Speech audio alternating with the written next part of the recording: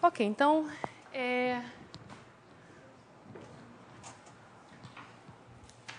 hoje a gente vai continuar falando da noção de ponto singular e não singular. A gente vai começar a mostrar algumas propriedades de pontos singulares e não singulares. Então, deixa eu começar relembrando o que a gente fez na última aula.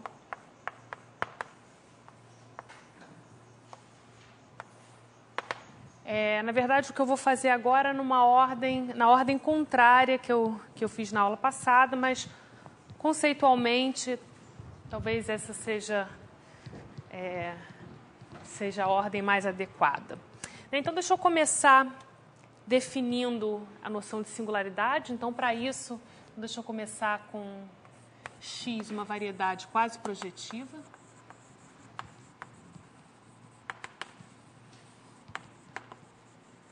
E x, um ponto de x. Então, a primeira coisa que a gente vai fazer agora é redefinir o espaço tangente de Zariski nesse ponto. Então, o espaço tangente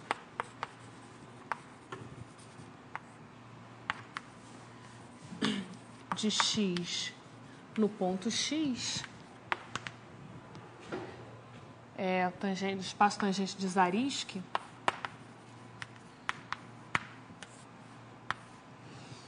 vai ser definido da seguinte forma. A gente vai olhar dentro do anel local de x, a gente tem o ideal maximal. A gente pode olhar para esse quociente, isso aqui vai ser um espaço vetorial sobre K, de dimensão finita, e a gente toma o dual. Então, aqui deixa eu só relembrar que mx é o ideal maximal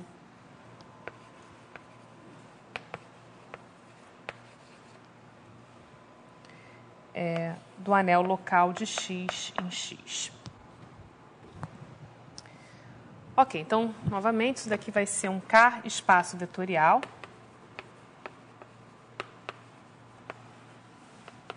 Deixa eu relembrar que a gente definiu a noção de singularidade, né? X, a gente diz que x é um ponto não singular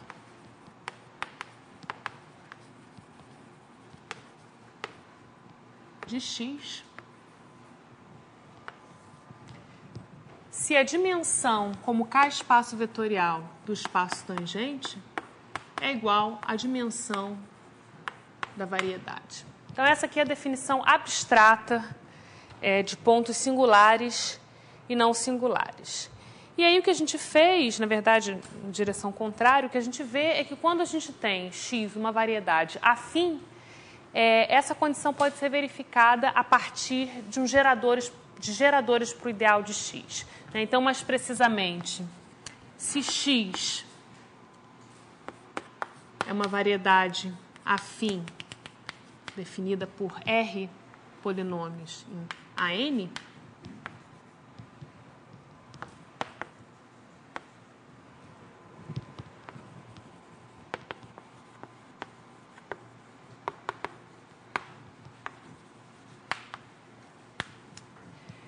então a gente pode...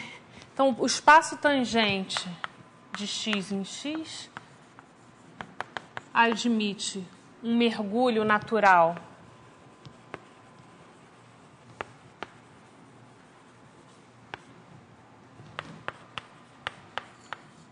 nesse espaço afim. E a imagem consiste exatamente daquelas retas em AN que tem multiplicidade de interseção pelo menos 2 no ponto x.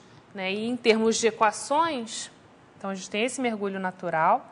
A imagem, então, a união das retas, que a gente chamou de retas tangentes ao ponto, que tem multiplicidade de interseção pelo menos 2. Em termos de equações, então, cuja imagem, mergulho natural, cuja imagem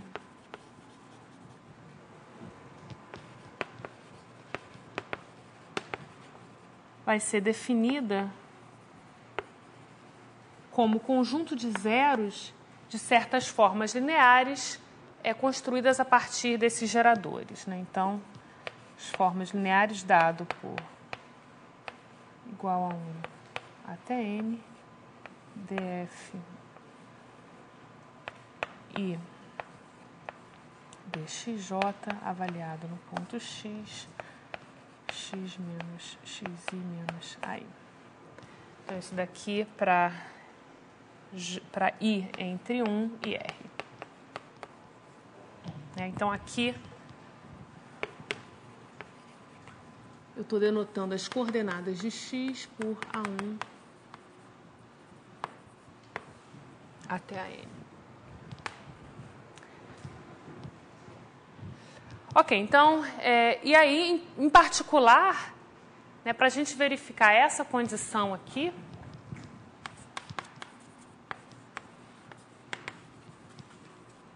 a gente vê que a dimensão, a gente vê que X é não singular. Bom, se somente se a gente tem essa igualdade da dimensão do espaço tangente à dimensão de X, em função das equações lineares, o que a gente precisa para que esse espaço tangente tenha dimensão igual à dimensão de X é que o posto é que a gente tenha exatamente n menos dimensão de X formas linearmente independentes. Ou seja, o que a gente quer é que o posto da matriz jacobiana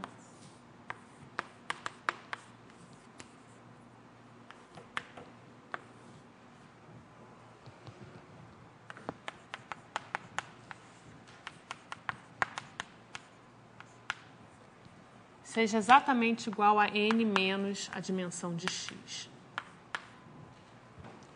E essa condição aqui é o que, em geral, é chamado de critério jacobiano.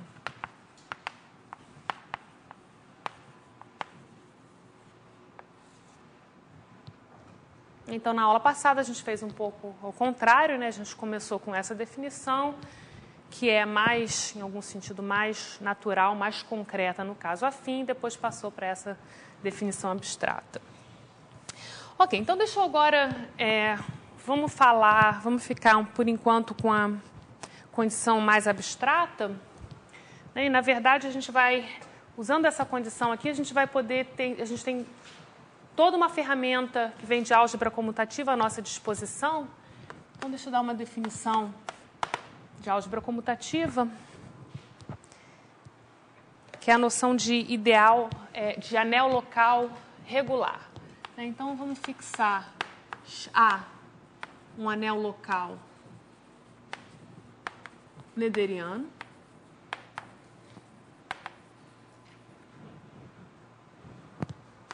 Um ideal maximal M e corpo residual, vou chamar de K, isso aqui é A módulo M. Então, a gente diz que A é um anel local regular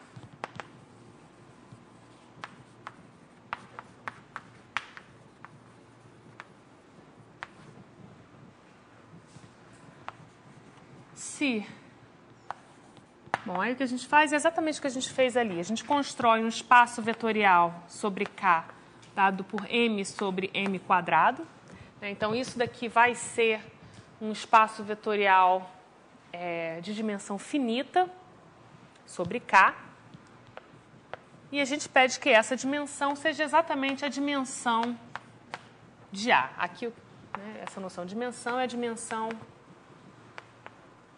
de cru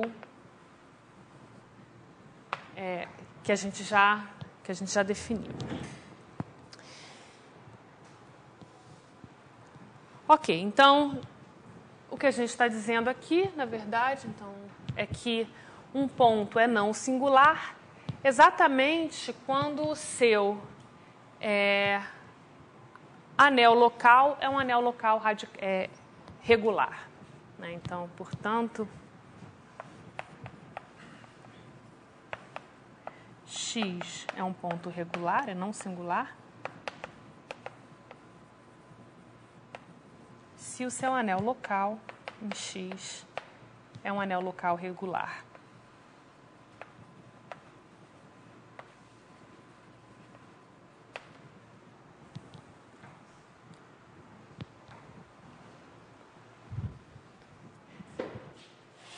Então, deixa eu fazer algumas observações de álgebra comutativa.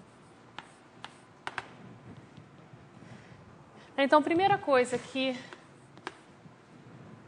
vocês podem verificar facilmente que se A é um anel local nederiano regular, então sempre quando eu falar de anel local regular, eu vou estar supondo que ele é nederiano.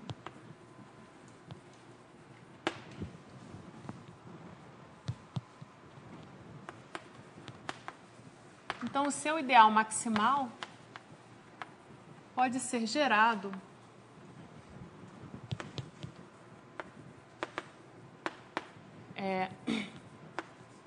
por tantos elementos quanto for a dimensão de A. Então, esse segue facilmente da definição. E a segunda propriedade que eu quero observar, na verdade, isso daqui é um teorema, que a gente não vai mostrar, um teorema de álgebra comutativa. Então, deixa eu só dar uma referência. A referência que o Hart... Eu não vi se o Atier MacDonald faz... provavelmente faz esse teorema. Deixa eu dar, então, a referência que o Hartshorne dá do Matsumura. É o livro de álgebra comutativa do Matsumura, teorema 48, da página 142, que diz o seguinte, que se A é um anel local regular, então A é um domínio de fatoração única.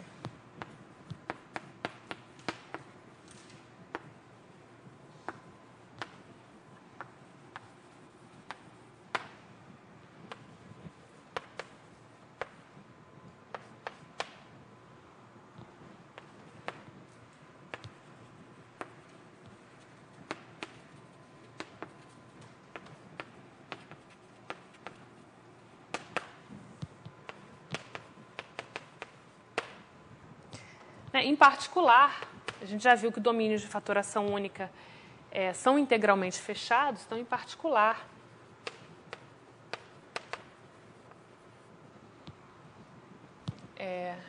A é integralmente fechado.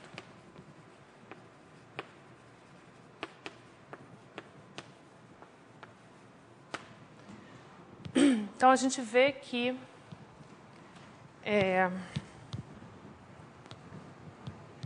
em particular, variedades não singulares, ou seja, variedades que não têm nenhum ponto singular, são exemplos de variedades normais.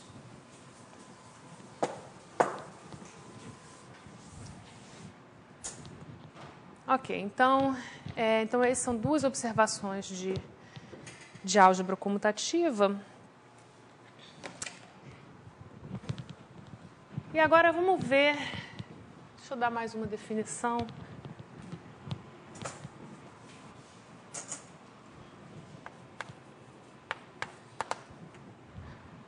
Talvez eu possa fazer isso no contexto mais... fazer já isso no contexto geométrico, que é o que a gente precisa. Então, deixa eu tomar um ponto não singular.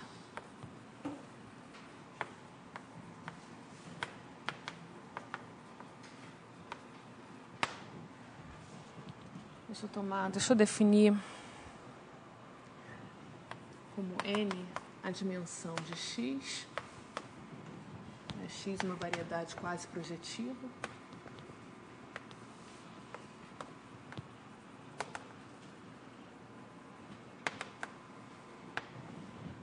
Dimensão N. E eu vou tomar X um ponto não singular. Então, o que a gente sabe? A gente sabe que a dimensão do espaço tangente é exatamente igual a N. Então, já sabemos que a dimensão... Bom, agora eu vou olhar para o dual do espaço tangente. que é esse espaço vetorial aqui, é igual a N. Então, a gente sabe, em particular, a gente pode escolher uma base para esse espaço vetorial. Então, deixa eu tomar 1 até o N. Funções regulares no ponto X, na verdade, no ideal maximal, tais que, no quociente, as suas classes geram todo o espaço que a gente chama de cotangente. Então, está com as suas classes no quociente, gerem todo o espaço vetorial mx sobre mx quadrado. Então, a gente diz que essas funções formam um sistema de parâmetros locais no ponto X.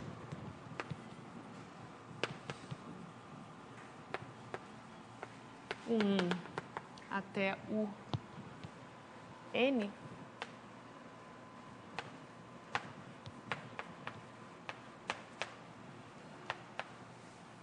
são parâmetros locais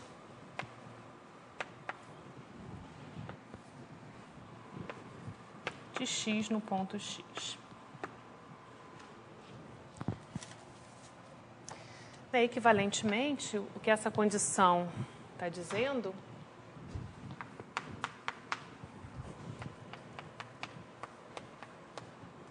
é que quando a gente olha para dx ui, então deixa eu relembrar que a gente definiu para qualquer função regular em x, a gente definiu essa diferencial aqui. Então, em particular, o que isso está dizendo é que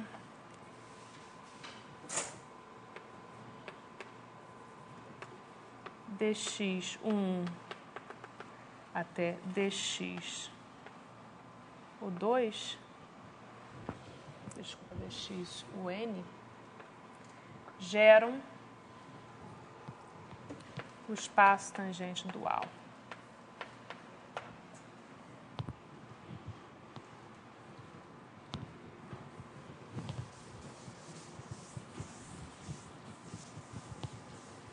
Então, o que são esses parâmetros locais? Os parâmetros locais eles vão assumir o papel de coordenadas locais naquele ponto. Então, deixa eu dar alguns exemplos.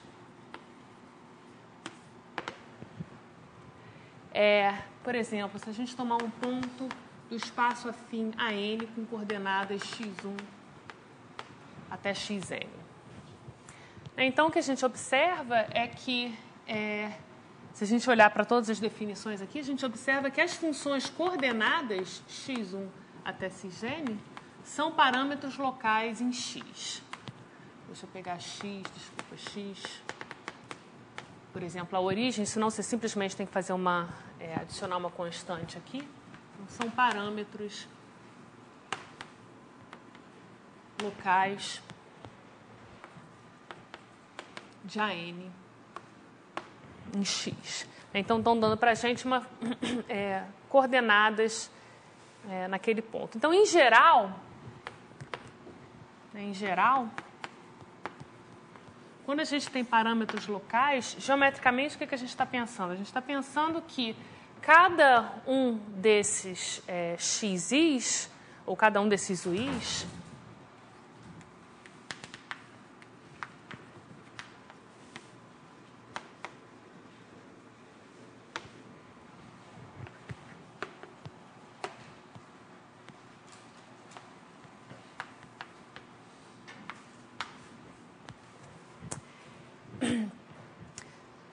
então, o que a gente vai pensar, a gente pode pensar nesses uis como coordenadas locais, ou seja, o que está acontecendo é que se eu olhar para as hipersuperfícies definidas pelo anulamento de cada ui, eu vou ter uma hipersuperfície que é não singular no ponto x e que vão se interceptar transversalmente. Então, as hipersuperfícies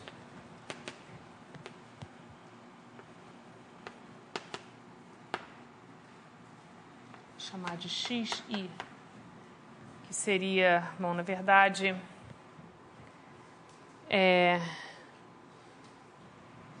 teria que definir isso apenas no aberto, né, no aberto de definição de cada UI.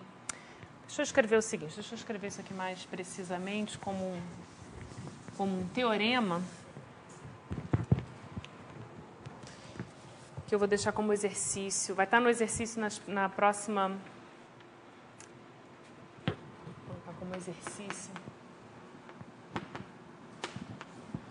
Vai estar na próxima lista de exercício, que é justamente dar uma interpretação dos parâmetros locais como coordenadas locais. Então, deixa eu fixar a notação, deixa eu tomar x, um ponto não singular,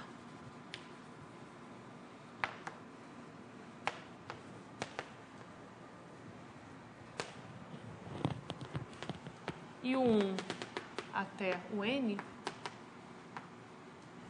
é parâmetros locais, um sistema de parâmetros locais em x.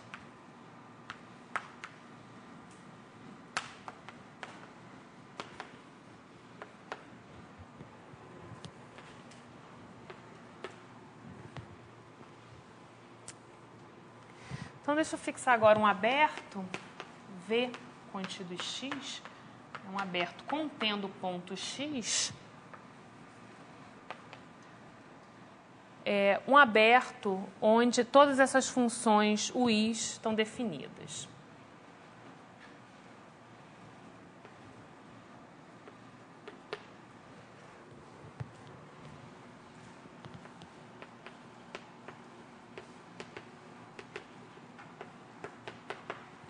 Para todo I. Ou seja, abertos onde essas funções são regulares. E agora eu vou definir para qualquer conjunto de índices I1 até IK. Deixa eu fazer mais simples, né? Então, para qualquer M entre 1 e N, o fechado de VI definido como anulamento, pelo anulamento dessas funções, ou seja, vou tomar o aberto onde todas elas estão definidas, né, deixa eu escrever isso dessa forma, interseção conjunto de zeros de 1 até o N. Né? Então, a gente já viu que você olhar para os pontos de uma variedade quase projetiva, ou de uma função regular, se anula, isso nos dá um fechado. Então, eu olho para esse fechado aqui, e a afirmação é que isso daqui vai ser não singular no ponto x,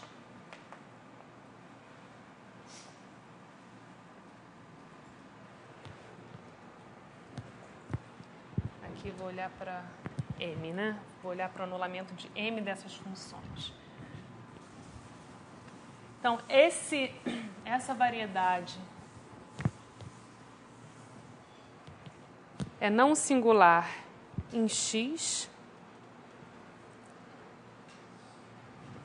E a imagem das outras funções, o m mais 1 até n, agora vistas no anel local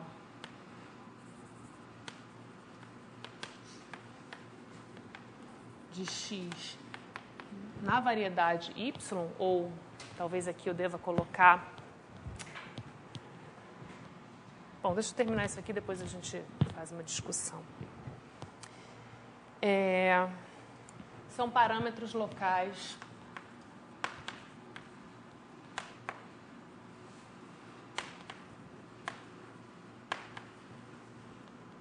de y em x. Então, tem só uma observação aqui, que na verdade, em princípio, esse y, ele pode não ser uma variedade, ele pode ter várias componentes irredutíveis, mas se a gente olhar para essa definição, a última definição que eu dei, a definição abstrata de ponto singular e não singular, a gente não precisa que o x seja uma variedade quase projetiva. Basta que a gente tenha um fechado em uma variedade quase projetiva. Então, isso vocês vão mostrar na próxima lista de exercício. Mas, então, isso nos diz exatamente que a gente pode pensar nesses uis como coordenadas locais de um ponto. Deixa eu dar um outro exemplo, então, para a gente ver como que isso falha, a existência de parâmetros locais falha para variedades singulares. Então, vou olhar agora para essa variedade singular aqui.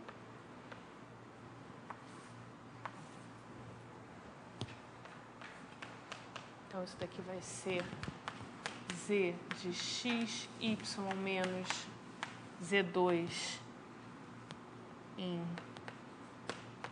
A3. P vai ser o ponto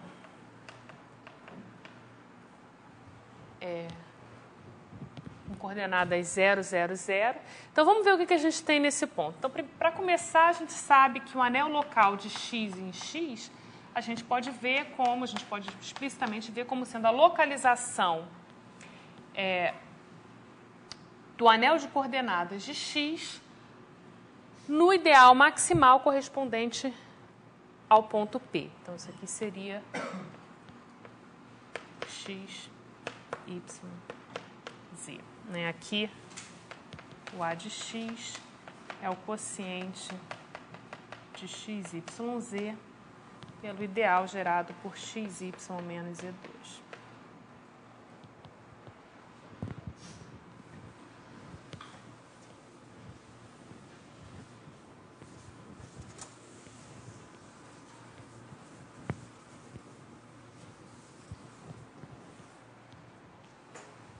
Então, o que a gente vê? A gente observa que o ideal maximal de x, ele não pode ser gerado por dois elementos. Ele vai ser necessariamente gerado pela classe de x, y e z.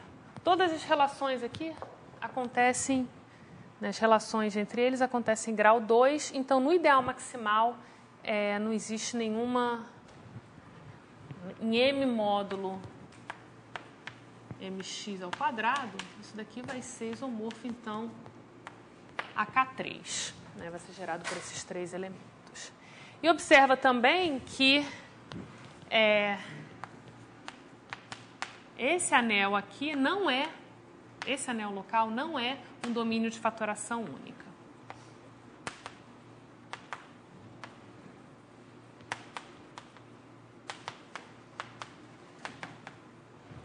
Aqui a gente tem exatamente uma relação, uma fatoração não única de um elemento desse anel local, que é dada por essa relação aqui. Então, nenhum deles é invertível, são todos irredutíveis, mas a gente tem essa relação aqui. Ok, então na próxima aula a gente vai continuar explorando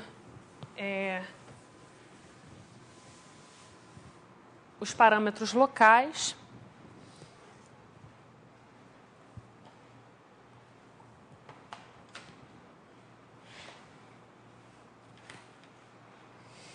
E o que eu queria fazer agora é provar um teorema básico que diz o seguinte, que diz que existem pontos não singulares numa variedade. Então, seja x, na verdade diz um pouco mais, seja x uma variedade quase projetiva,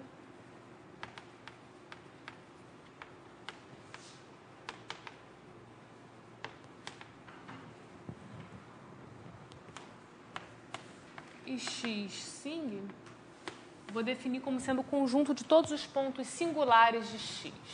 Então, são todos os pontos de x, tais que x é ponto singular.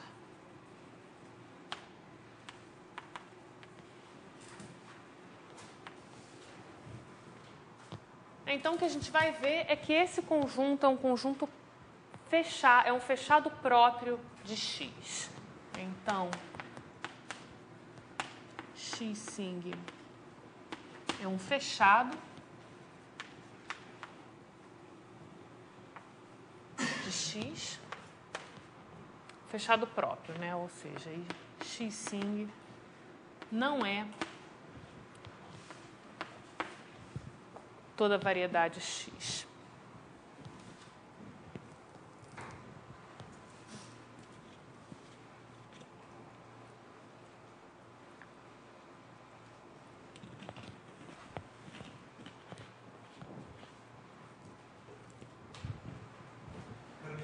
Oi. Você podia elaborar nessa, antes de ir para a prova, você podia elaborar nessa fatoração desses elementos?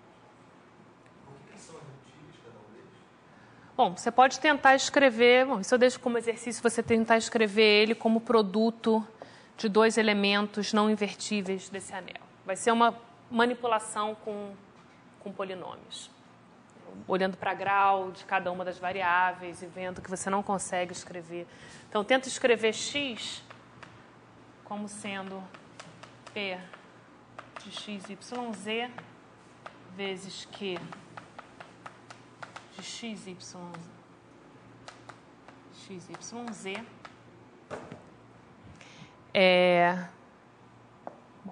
P vai ser um polinômio com grau D1, D2 e D3 nessas variáveis, o mesmo para Q, e aí tenta encontrar essa relação.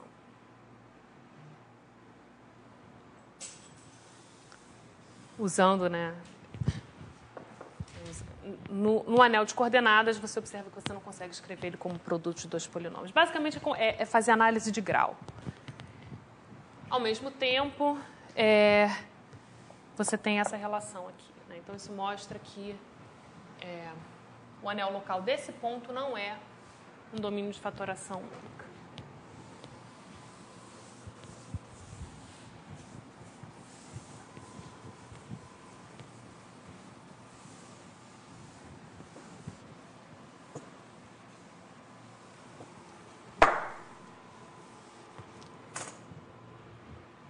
Ok, então, vamos à prova do teorema. Então, deixa eu começar com um caso especial.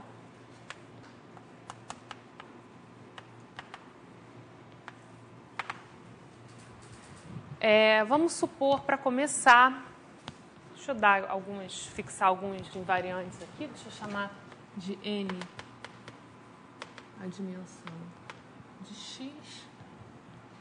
Então, o caso especial é quando x é uma hipersuperfície em AN mais 1. Então, x seria uma hipersuperfície, ou seja, zero de um polinômio f em AN mais 1. Então, aqui o f seria um polinômio irredutível nas variáveis x1 até xn mais 1. E o grau de f eu vou chamar de d, que a gente supõe que é maior ou igual a 1. Ok, então vamos ver o que a gente pode dizer nesse caso. Bom, pelo critério jacobiano,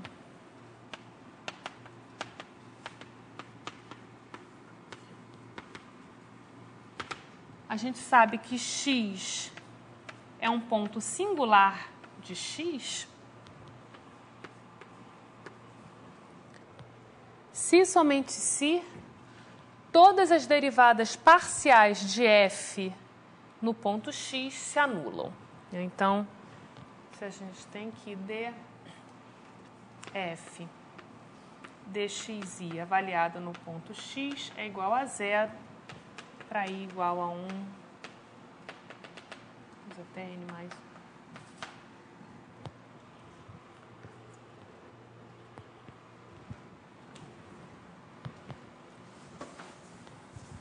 Ou seja, em particular, o que a gente tem? Então, isso em si já mostra que os pontos singulares formam um fechado de x. Então, portanto, o que a gente está dizendo é que o conjunto dos pontos singulares vai ser dado pela interseção de x e o zero dos polinômios obtidos como derivadas parciais.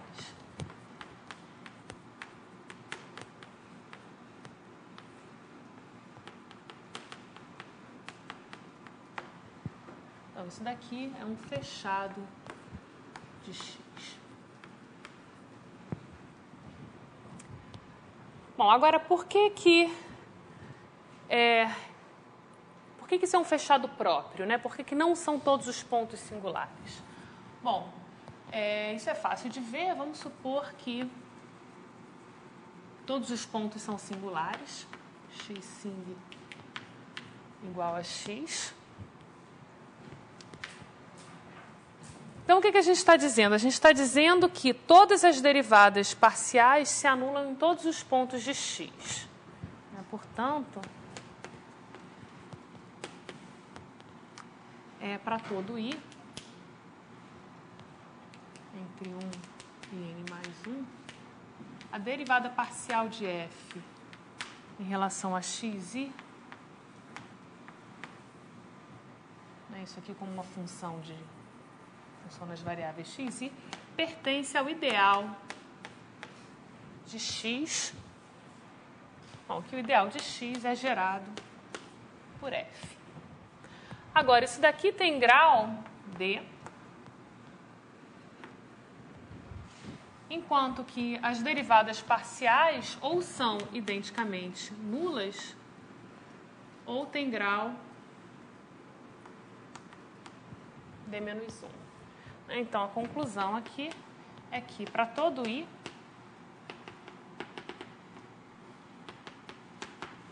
a derivada parcial de f com relação a xi tem que ser identicamente nula.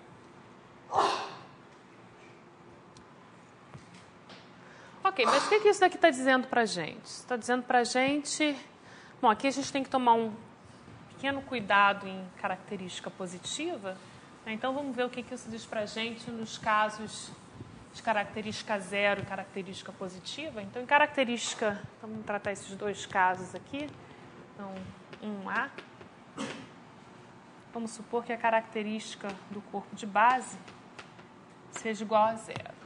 Então, o que isso daqui está dizendo para a gente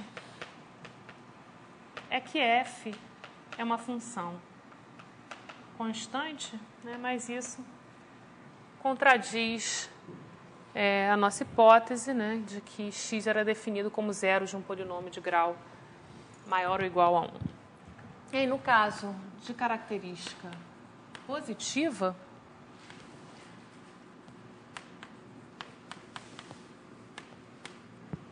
o que a gente tem? Essa condição aqui não diz para a gente que f é uma função constante. Então, lembrando que, por exemplo, se eu tenho a função em uma variável, polinômio x elevado a p, se eu tomo a derivada em característica p, a derivada dessa potência de x vai ser igual a zero. Então, o que essa condição, nesse caso, o que essa condição aqui está dizendo para a gente é que o f é um polinômio em potências dos xis. Então, f é um polinômio em x1 elevado a p até x n mais 1 elevado a p. Mas, nesse caso, isso daqui diz para a gente que ou f é constante ou f é redutível.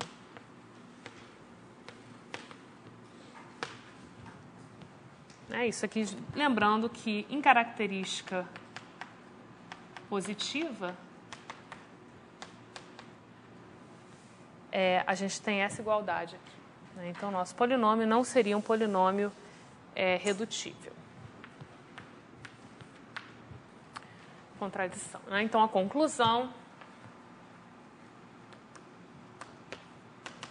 é que x sing é um fechado próprio de x.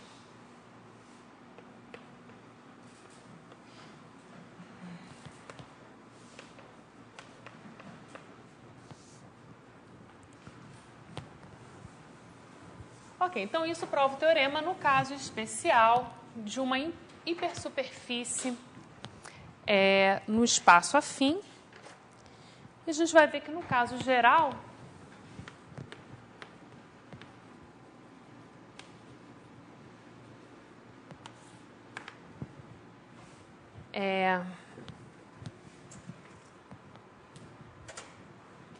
no caso geral, na verdade, a gente primeiro vai usar esse caso especial. Então, deixa eu relembrar. Então, primeiro, deixa eu supor, a gente pode observar o seguinte, que nesse teorema a gente pode supor que a variedade x é uma variedade afim, né? Porque basta a gente cobrir x com variedades com abertos afins. A noção de ser singular não depende do aberto, né? Então, se a gente mostrar que isso daqui é aberto, isso aqui é fechado em cada aberto afim da cobertura, segue que aquele conjunto é fechado, né? Então, vamos supor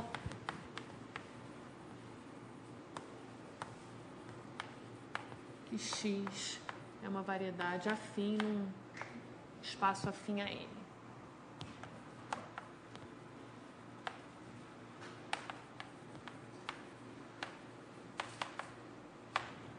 Então, a primeira observação é o seguinte, a gente já viu várias aulas atrás que toda variedade quase projetiva é birracionalmente equivalente a uma hipersuperfície em AN mais 1. Né? Aqui, N vai denotar sempre a dimensão de x. Então, o que a gente já viu? Então, já vimos que x é birracionalmente equivalente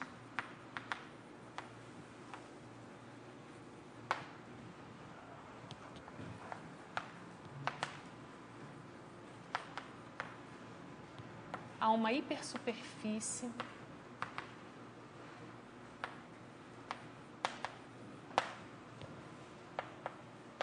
de AN mais 1. Agora, ou seja, está dizendo para a gente que existe um aberto não vazio de x que é isomorfo a um aberto de uma hipersuperfície de AN mais 1. Agora, como a noção, a condição de ser singular ou não é invariante por isomorfismo, o que a gente vê é que existe um aberto de pontos não singulares em x. Né? Então, como a condição de ser não singular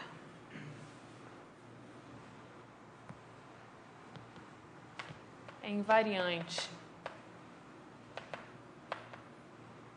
por isomorfismo,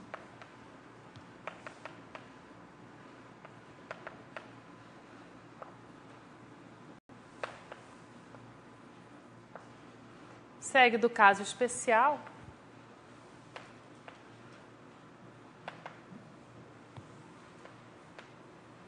que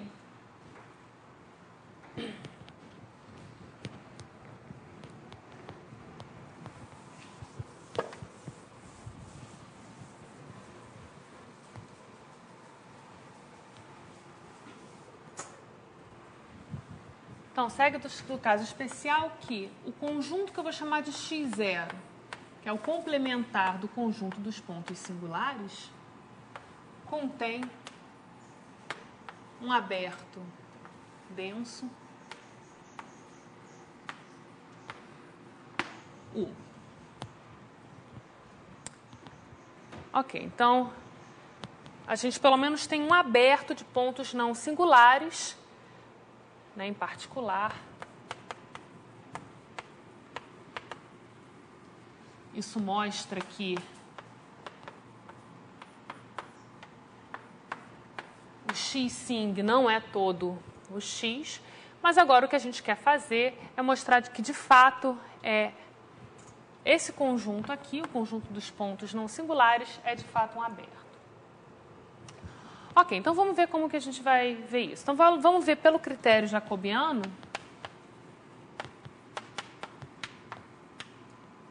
Então deixa eu escrever aqui a matriz jacobiana em um ponto qualquer x, isso daqui vai ser... então, deixa eu escrever aqui, dFi dxj, com função de x. Né? Aqui o que eu estou supondo que o ideal de x é gerado por polinômios f1 até fr. Então, aqui 1 menor ou igual a n menor ou igual a r. E aqui j entre 1 e n. Então, a gente tem que essa matriz é jacobiana. E o que a gente observa é o seguinte, que pelo critério jacobiano, o posto dessa matriz é exatamente igual a n menos m nesse aberto 1. Então, pelo critério jacobiano,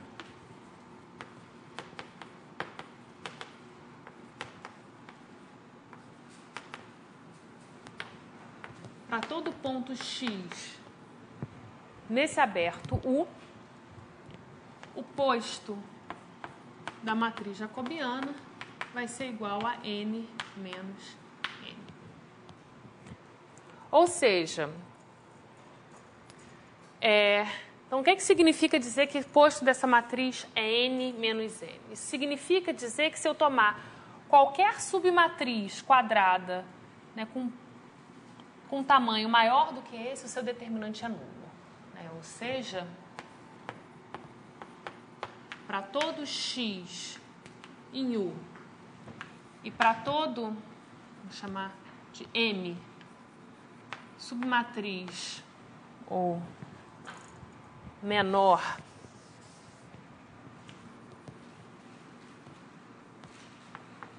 n menos n mais 1 vezes menos n mais 1.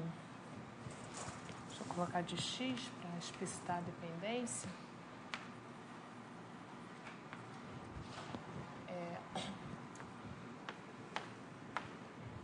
Um menor n menos n mais 1 por n menos n mais 1 de jx, temos que mx é igual a zero. Né? Ou, talvez para ficar claro aqui, deixa eu só escrever isso aqui. Submatriz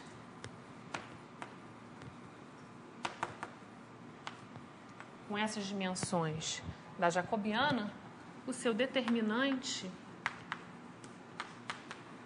se anula. Agora, isso daqui é um polinômio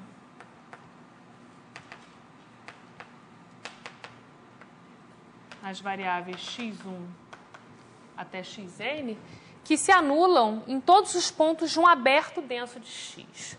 Então, isso daqui implica que para todo ponto de x e para toda m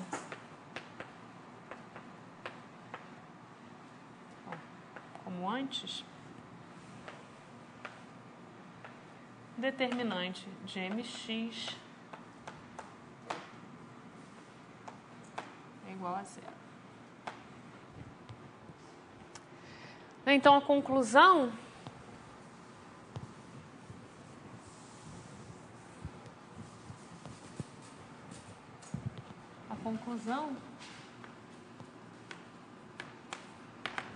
é que para qualquer ponto x de x, o posto da matriz jacobiana é menor ou igual a n menos n. E a gente já sabe, né, que vale a igualdade se e somente se x é um ponto não singular.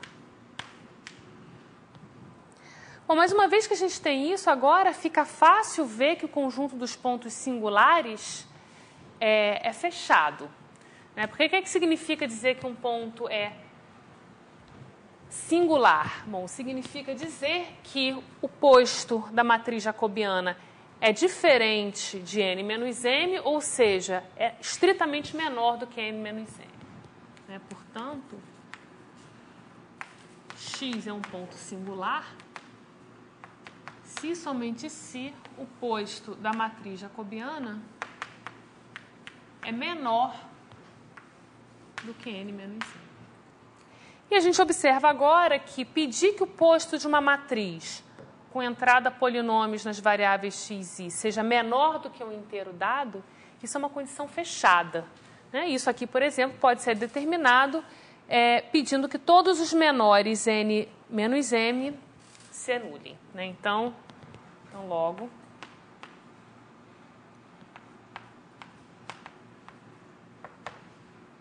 isso daqui vai ser a interseção de x com um fechado definido como os zeros dos menores n menos m dessa matriz, né? Então, deixa eu escrever isso dessa forma. Determinante de mx, né? Então, onde m é qualquer submatriz n menos m por n menos n de jx.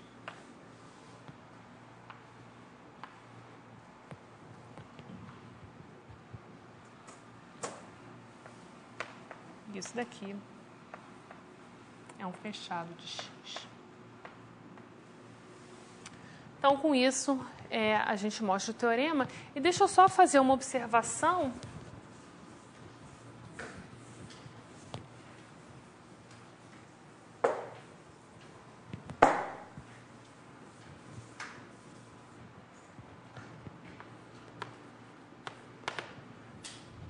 De um fato que segue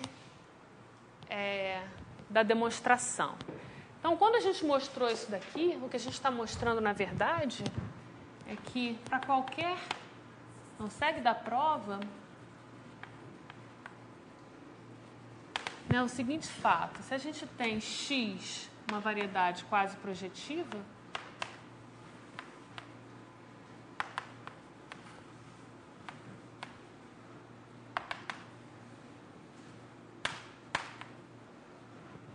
de dimensão n,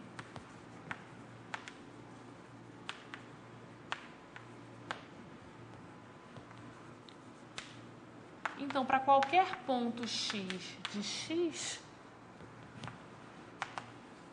a dimensão do espaço tangente a x em x, isso é sempre maior ou igual que a dimensão de x.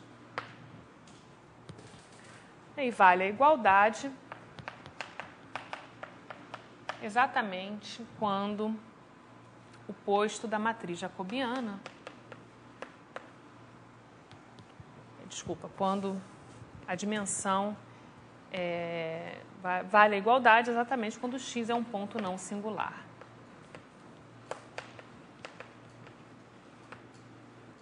Isso aqui, na verdade,